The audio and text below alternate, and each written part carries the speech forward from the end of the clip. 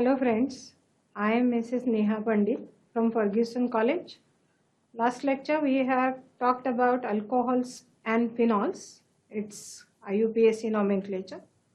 Today we are going to consider the next part of this particular chapter, that is how are we going to prepare alcohols by various chemical methods. Now let us consider the methods of preparation of alcohols and phenols. The first method of preparation is from alkyl halides. Now alkyl halides are the compounds which you have already studied in chapter number 1, and you know that the functional group of alkyl halide is X and it is replaced by functional group OH, and this process is known as hydrolysis, and what you require for it is aqueous alkali, and that is the reaction which you have already studied in the first chapter of alkyl halide, and in that particular case X is replaced by OH. So the second method of preparation is by acid catalyzed hydration of alkene. This method is also you have studied in 11th standard, that H2SO4, which is an unsymmetrical reagent, is added across a carbon-carbon double bond, giving you alkyl hydrogen sulfate. Now this is H and this is SO4, alkyl hydrogen sulfate, where the negative part will go to the carbon carrying less number of hydrogen if it is unsymmetrical. That means this particular hydration here follows a Markov-Nikov's rule which you have studied, and this alkyl hydrogen sulfate undergoes hydrolysis where the OH is introduced at the place of hydrogen sulfate, giving you corresponding alcohol. So both the methods is a revision for you as you have studied this particular method. Now the next method, this particular method here I am talking about a alkene which is unsymmetrical, and it follows a Markov-Nikov's rule, giving you a alcohol which is according to Markov-Nikov's rule. That means the position of the OH over here is not going to be that carbon which is carrying less number of hydrogen, and hence this method is changed. What we call it as hydroboration oxidation. That means alkenes we are using are unsymmetrical. First we add here diborane and then we carry out oxidation. So that is what the process. See B2H6 THF. It is definitely a catalyst. Now in B2H6 here the boron will get added to the carbon which is carrying more number of hydrogen atoms. That means here I am following anti-Markov-Nikov's addition. So it will form, see the position of the boron, it is getting added to the carbon carrying more number of hydrogen atoms, and hence we say anti-Markov-Nikov's addition. The compound which I will be getting is trialkyl boron, and this trialkyl boron on oxidation with H2O2 in alkaline medium, this particular boron which is at the carbon having more number of hydrogen get replaced by OH, and hence OH, that is the negative part, will get added to the carbon carrying more number of hydrogen, giving me propan-1-ol, and hence this particular method is called as anti-Markov-Nikov's addition. So this is a new method which is introduced in your syllabus. Then the next method is, this is important, that we are talking about a carbonyl compounds. Now what are carbonyl compounds? Carbonyl compounds are compounds which contains carbonyl as a functional group, that is C double bond O. So there are 4 compounds in our syllabus which are having this carbonyl group. The first is aldehyde, ketone, acid and ester. So let us first start with aldehydes and ketones. As you know, the functional group aldehyde here is C double bond O, and the functional group of ketone is again C double bond O, that is carbonyl. When I say C double bond O, this is an unsaturation. Now unsaturation in the molecule can undergo addition. Now what I am going to add here, if I want to introduce a functional group OH, naturally I have to add H over here. So addition of hydrogen is known as reduction. Hence the method is called as reduction of aldehydes and ketones. That means I am adding hydrogen across a carbonyl group. So the first is, when I consider aldehyde, I am adding hydrogen in two ways. Either I use hydrogen gas or I will use lithium aluminum hydride. That means hydrogen can be added in hydride form or hydrogen can be added in a molecular form. But if I am using molecular form, it needs a catalyst. So I call the process catalytic hydrogenation. So I may say reduction or catalytic hydrogenation of aldehydes and ketones. Now here when I say aldehyde, it is C double bond OH. That means this carbonyl group is primary. It is attached to only one carbon. So naturally when my OH group will be introduced, it will be on primary carbon atom. Hence I say aldehydes on reduction gives me primary alcohol. But if I see here, the ketonic carbonyl group is attached to two carbon here. That means ketonic carbon atom is secondary carbon. So when OH will be introduced in this molecule, the position of the OH will be second carbon atom. That means by reduction of ketone, I end up with secondary alcohol. And that is the difference between a reduction of aldehyde and ketone. Either I carry out with hydride or I carry out with H2, I will be getting corresponding primary alcohol and secondary alcohol by reduction of aldehyde and ketone. Let us consider some examples. Now see here, acetaldehyde. Okay, so there is C double bond O. Here the H2 will be added and the compound which I will be getting with same number of carbon atoms, instead of aldehyde, I get alcohol. So from ethanol, I am getting ethanol. That is primary alcohol where the OH is attached to primary carbon atom.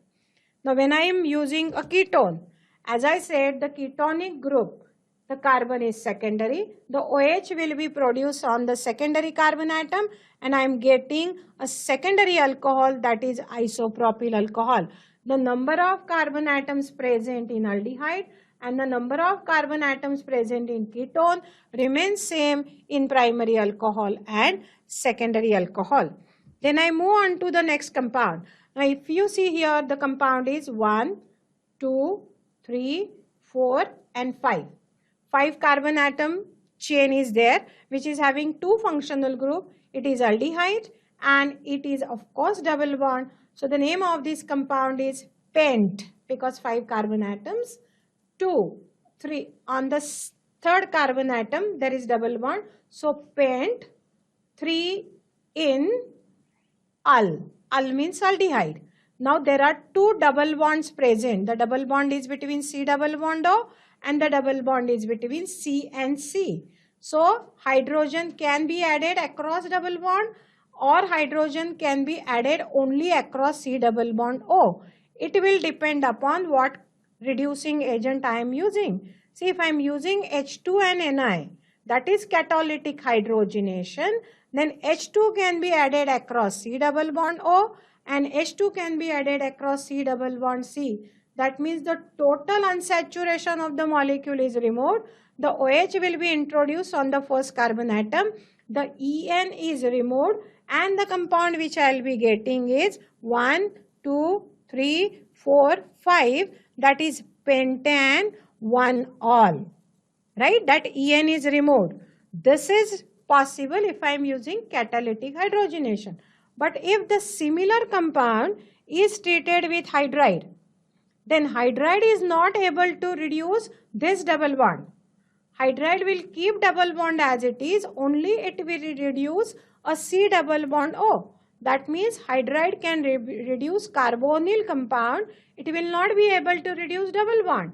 And hence, by reduction with lithium aluminum hydride, see only C double bond O, I have added hydrogen. So I will be getting alcohol 1, 2, 3, 4, 5. So it will be pent 3 in 1-ol. That means my in remain as it is. So if I want to retain a double bond, the reducing agent should be hydride. If I want to remove a double bond of carbon and carbon, the reducing agent is H2Ni. So you have to take care of this reducing agent.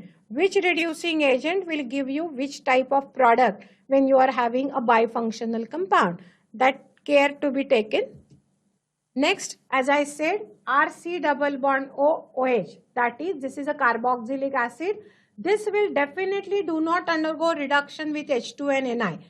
Carboxylic acid being a stable compound due to resonance, it will undergo reduction with hydride, and here across this C double bond O, this oxygen will be removed, this particular oxygen is removed, and in place of this divalent oxygen, I can add 2 monovalent hydrogen, and the compound I will be getting RCH2OH.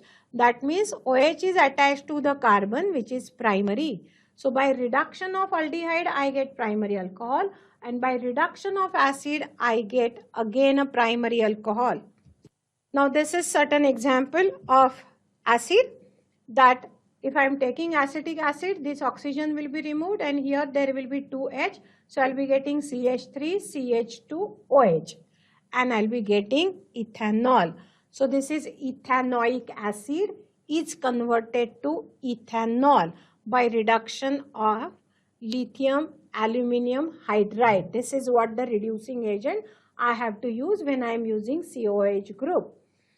Now there is one more reaction of alcohol when acid is treated with alcohol in presence of concentrated H2SO4. It undergoes intermolecular dehydration. That means H of alcohol and OH of acid will be eliminated, giving me compound R C double bond O OR dash plus H2O. This is a dehydration, removal of water molecule. But intermolecular means H of alcohol and OH of acid. The water molecule is removed between two molecules. Hence it is called as intermolecular dehydration, giving you ester, where the R group which is attached to O comes from alcohol and R group which is attached to C comes from acid. So this is what we are talking about. So once I prepare a ester, I can carry out reduction of ester, catalytic reduction. So RC double bond O OR dash. Now I can break the molecule at this particular press. I can make two fragments, RC double bond O. I can add hydrogen to it, and R dash O, I can add hydrogen. So here I get alcohol, and here also I get alcohol. One with R and one with R dash. What I am getting is RCH2OH and R dash OH.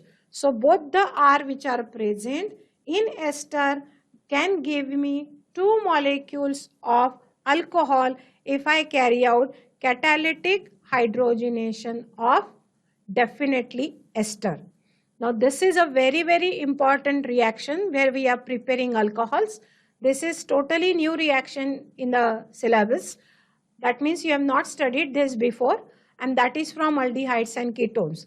Right now we have seen aldehydes and ketones reduction either with H2 or with LiLH4, but there we have seen the number of carbon atoms in aldehyde and the number of carbon atoms in ketones remains same in alcohol. But here, if by using aldehyde or by using ketone, I want to increase the number of carbon atoms. That means starting from acetaldehyde, which contains 2 carbon atoms, if I want to prepare alcohol with 4 carbon atoms, then I cannot use reduction. I have to use a Grignard reagent. Now this fact is to be always remembered, that whenever we want to introduce more carbon in a molecule, reagent is to be always Grignard, because it undergoes addition reaction, and that too also unsaturation should be present, which is there in aldehydes and ketones. So see the first reaction, this is my Grignard's reagent, RMgX. Now this first, the bond will be broken between R and Mg.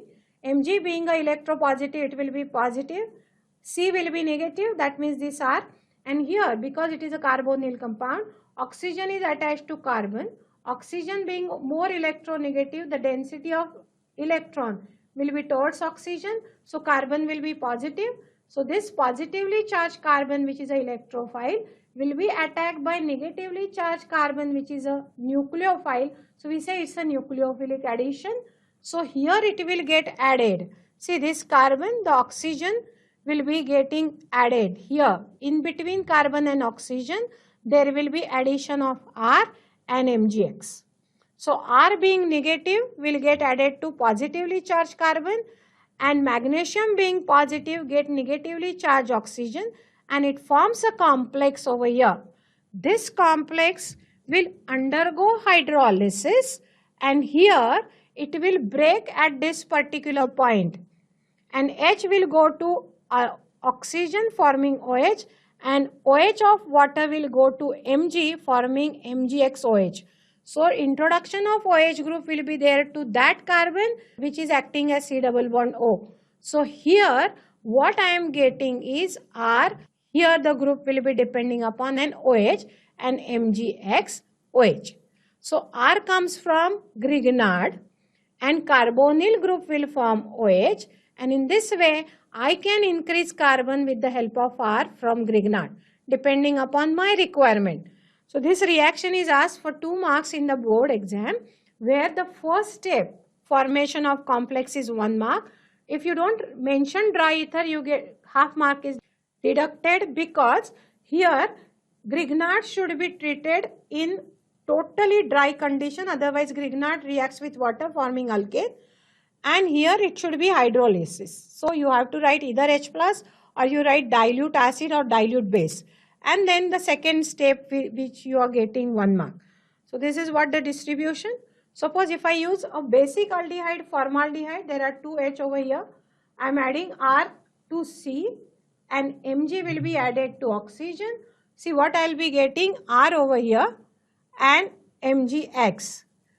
It will undergo hydrolysis, it will break here, the remaining whole part will remain as it is. So it is RCH2 will remain as it is, H from water will go to O forming OH, and what I am getting is primary alcohol. So by adding Grignard's reagent on formaldehyde, I always end up with primary alcohol. And who will decide which alcohol I will get will be always a Grignard. Grignard will decide alcohol. Formaldehyde is only to give me CH2 group. So this you have to remember, always a Grignard. What is R? Methyl, ethyl, propyl, butyl will decide this primary alcohol. So if we consider an example, next is if I am taking any other aldehyde, higher aldehyde than formaldehyde, then there will be R over here.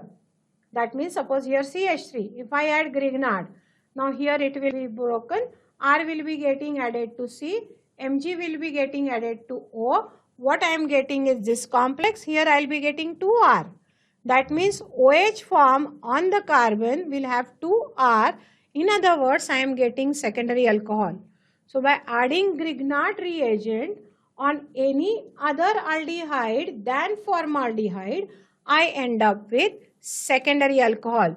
The steps will be always 2, each carrying here 1 mark, here 1 mark. The conditions carries half marks. So addition of Grignard to any other aldehyde, secondary alcohol, addition of Grignard to formaldehyde, primary alcohol.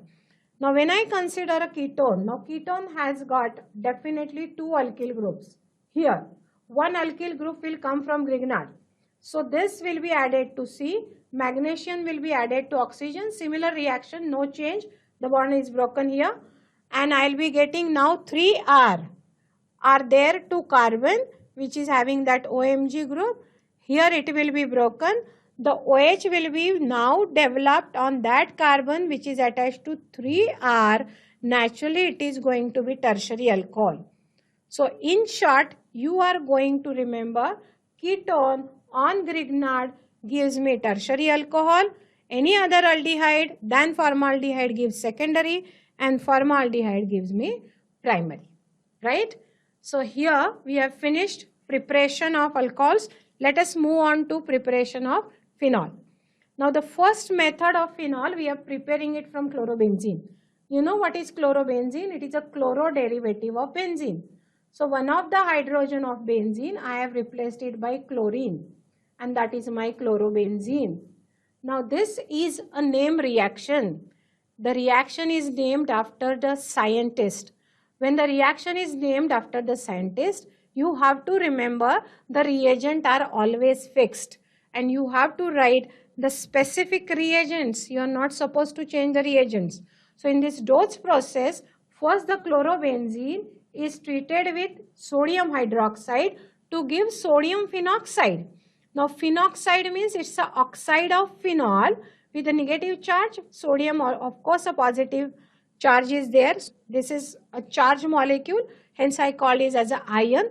This sodium phenoxide is treated with dilute acid, which gives me H plus, and here this Na is removed, and what I will be getting here, the OH.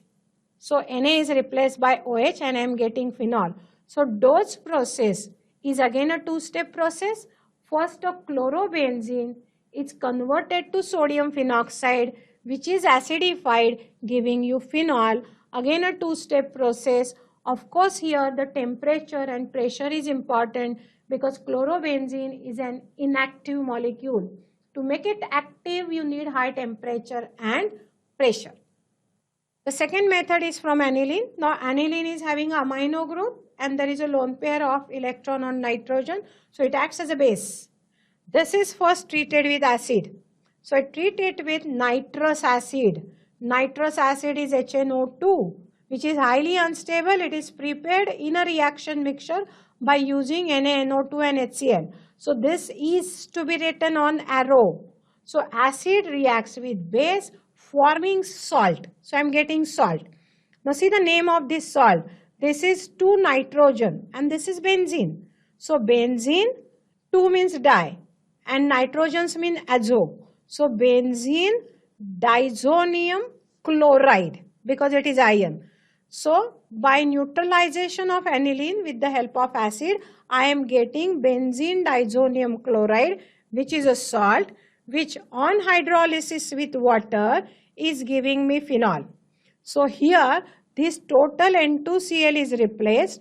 HOH. OH from water is taking place and what I am getting is N2.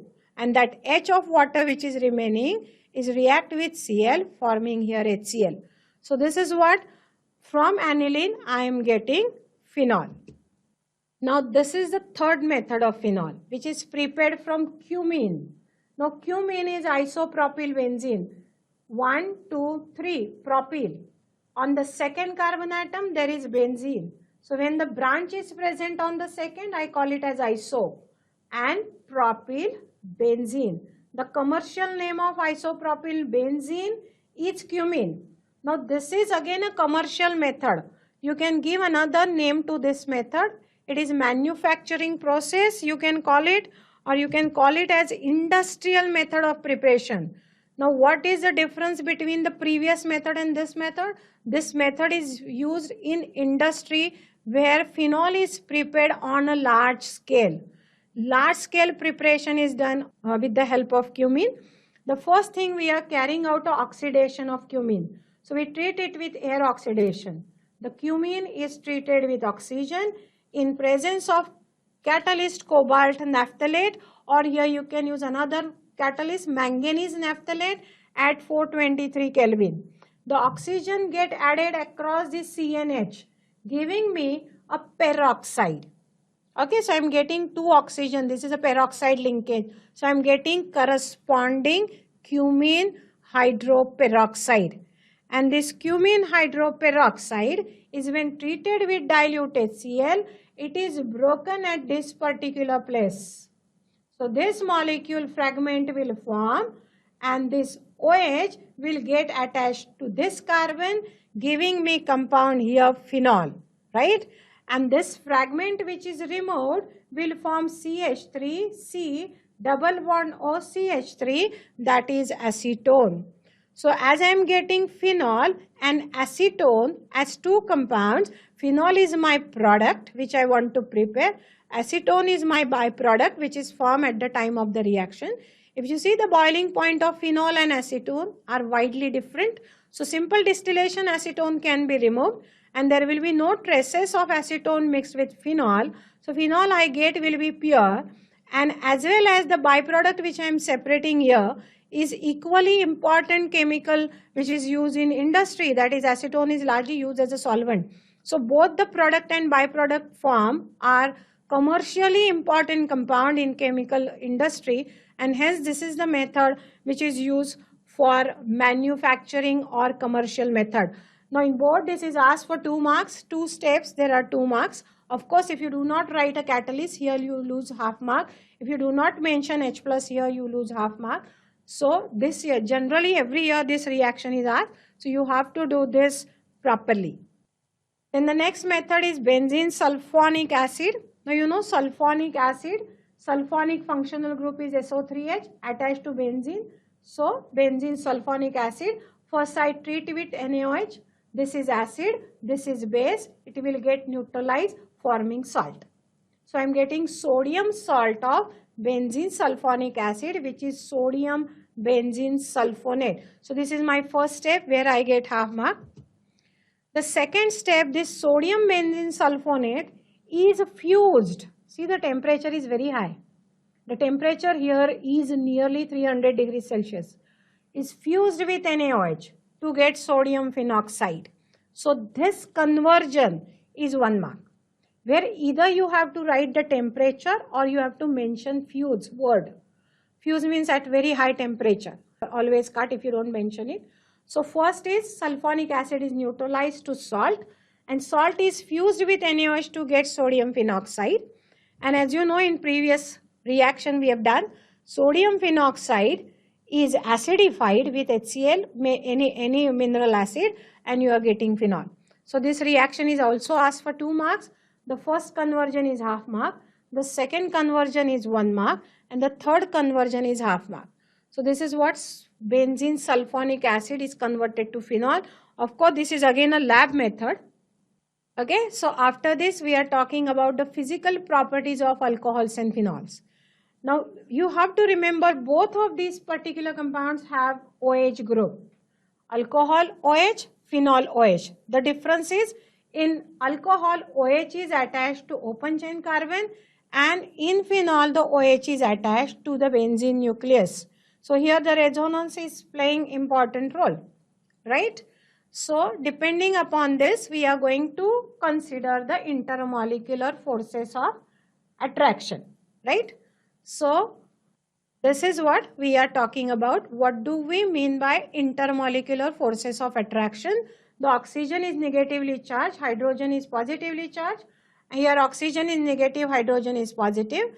And when such many molecules come together, the hydrogen of one molecule is forming a hydrogen bond with oxygen of other molecule with which they are associated. So association of molecules on the basis of intermolecular forces plays very important role in physical properties of alcohols and phenols.